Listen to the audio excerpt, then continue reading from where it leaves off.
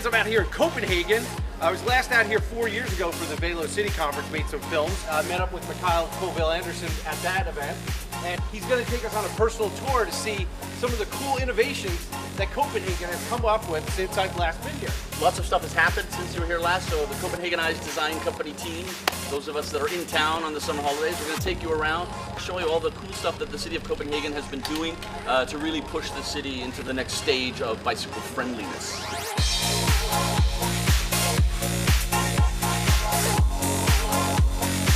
So last time you were here, Clarence, the world's busiest bicycle street was just north of the city center. But this has changed since you've been here. Right now it's this section here, this bridge called Knippelsbro Bridge, which is now technically the world's busiest bicycle street. They've registered 41,000 bicycle users a day going over the bridge, which is great because they're coming from a completely different part of town. So that means that cycling is increasing. We've seen the modal share in Copenhagen go from 36% to 41% after years of stagnation, 5% increase in only 1 year. The reason is simply that there are 17 metro stations being constructed all at once. Car traffic is paralyzed in the city. So what do people do? They find a faster way to get around, and that in many cases is the bike. Public transport usage is up also. Car driving is down. Only 12% of Copenhageners are driving their cars.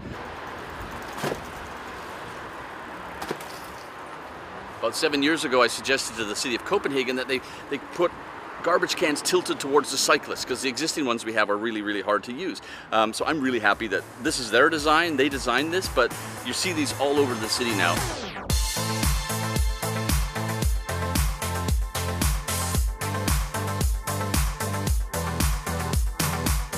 Oh, this is the snake. Is this the snake? This is the snake. This is the whole reason I came to Denmark.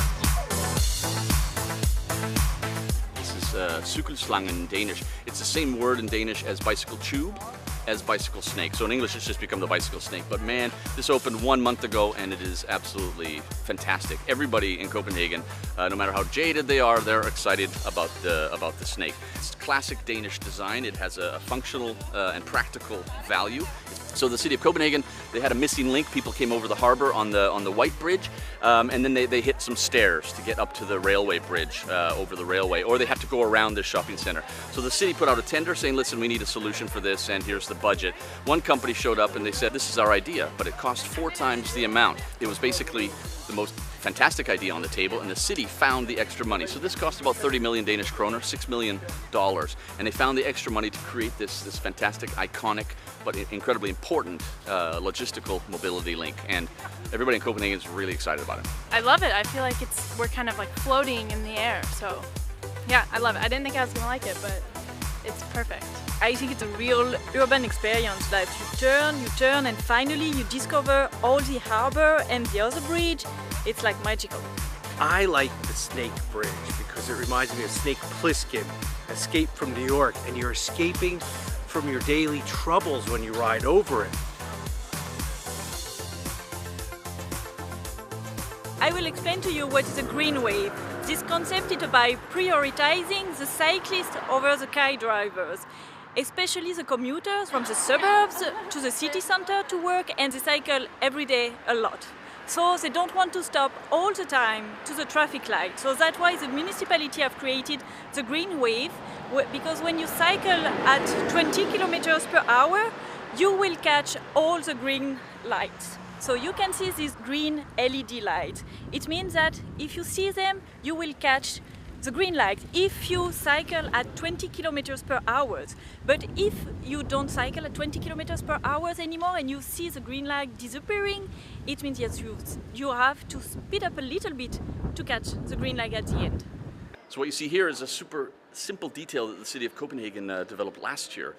We have all these cobblestone streets, and they retain them because it's part of the city's heritage. So they're a real pain to ride a bicycle on. So the city has put in certain sections of it here on this street along the curb, other streets down the middle that are smooth cobblestones, sort of newer cobblestones that are much more comfortable to ride on. A tiny little detail that makes riding a bicycle on this street a little bit better. So one of the most exciting things in Copenhagen now is the fact that the city is investing in 6 new bicycle and pedestrian bridges over the harbor. Not 2, not 4, but 6. And this one here on the main harbor is going to be the granddaddy of them all. There's going to be 11,000 people a day on bicycles using this bridge. It's going to be an important mobility connection. It's going to really change the way that we move around Copenhagen, because right now there's 3 bridges, and this is going to add a fantastic added value to getting around the city.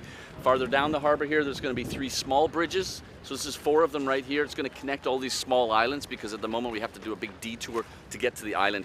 So down this street, this is going to be an important part of the link over the harbor. So the city's already made the one-way cycle track nice and wide. It's about 3.5 meters. But that cycle track will lead right to the bridge over the harbor and to the southern suburbs.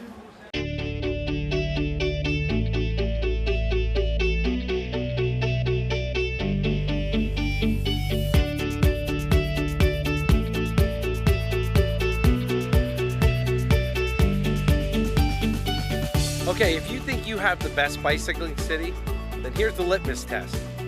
Has your local movie theater chain put up silhouettes of Darth Vader, the Alien, Indiana Jones, and Superman riding bicycles?